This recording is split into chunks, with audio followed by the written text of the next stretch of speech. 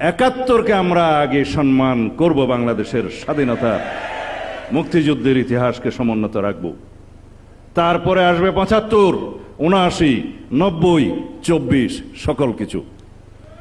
কিন্তু যারা সংবিধানের প্রস্তাবনায় ২৪ এবং ৭১ একসাথে দেওয়ার জন্য প্রস্তাব করেছিলেন, সেই বন্ধুদের উদ্দেশ্যে বলছি, ৭১ কখনো অন্য কোনো ইতিহাসের সাথে মিলবে না।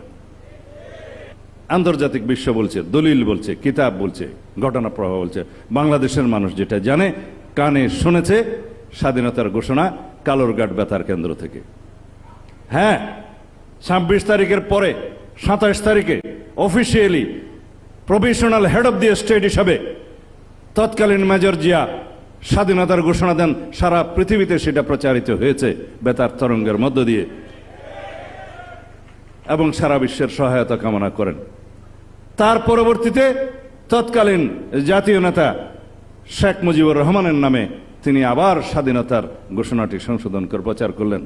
এখানে তো কৃতিত্বের কিছু নাই, যা সত্যি তাই প্রকাশিত হবে। তিনি বললেন, on behalf of Sheikh Mujibur Rahman, our national leader, I declare hereby the independence of Bangladesh. এটা সত্য কথা, সত্য ইতিহাস। কিন্তু না, আওয়ামী ফ্যাসিবাদী শক্তি কখনোই কোনো কৃতিত্ব কাউকে দিতে রাজি না। সবকিছু তাহার পিতার কৃতিত্ব।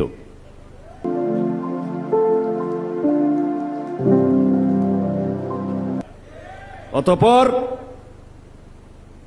বিএনপির ইতিহাস ১৯৭৯, ১৯৯০ এবং তৎপরবর্তীতে ফ্যাসিবাদ বিরোধী আন্দোলন সংগ্রামে নেতৃত্ব দেওয়ার ইতিহাস।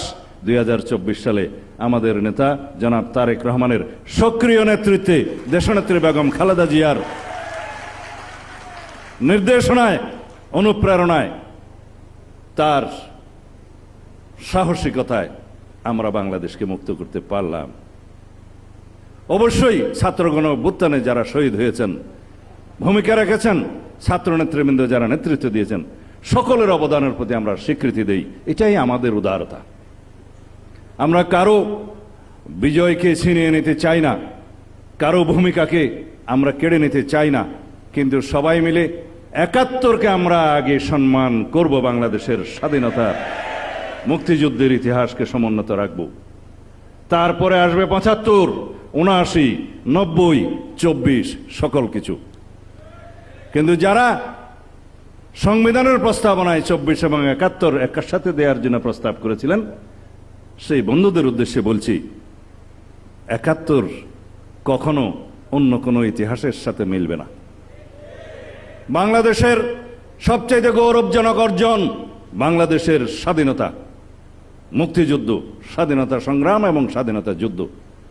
একটা স্বৈরাচারকে, ফ্যাসিস্ট সরকারকে পতনের জন্য যে আন্দোলন হয়েছে, সেটা কেবল জনদাবির মুখে স্বৈরাচার পতন আন্দোলন।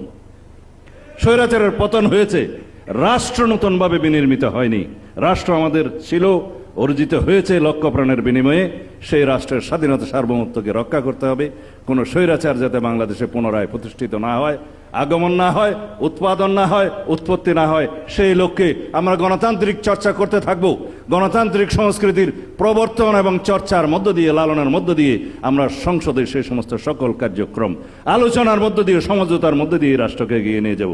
ধন্যবাদ আপনাদের সবাইকে।